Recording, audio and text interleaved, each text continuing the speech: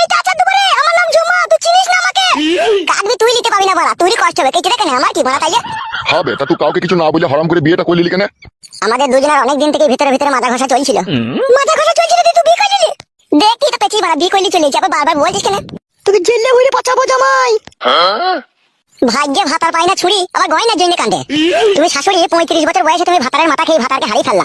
এই বুড়ো বাপটাকে তুমি আমার বিয়ে করে আমাদের বাড়িতে গিয়ে রামরাজ্য করে খেছো যে তুমি আমাকে জেলে পাঠাবা। উড়িয়ে বাবারে বাবারে, বিশাল সুবিধা তো তোমার। তোমার বাপকে আমি বিয়ে করলাম, তোমার বাপ কেলা চুদাই তোমার কাছে পাকানে চুমু খাবো বলে পাগল হয়ে আমাকে বিয়ে করলো। বলেন কি?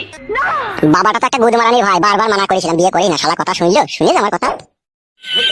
বাপ হইছে বালের মাথা হইছে, কিভাবে কইতে ছেলেটা বারণ করো। হবে তা তুই ছেলে পিলের বাপ তুই বিয়ে করলি কেন বে? বাবা, এই অনলাইন ভাতারিকে বিয়ে করে জীবনটা আমার পুরো তামা হয়ে গেছে। স্বামী হয়ে বইয়ের কাছে যে সুখটা পাওয়া যায় তার চিঠি ফোটা অব্দি আমি পাইনি কো। আজকে সেই সুখটা আমি নিজে থেকে খুঁজে নিয়ে এসেছি বলে তোমরা আমার উপর এত রেগে গেছো। তুই সুখ খুঁজে এনেছিস না দুঃখ খুঁজে এনেছিস? সময় হলে টের পাবি তুই।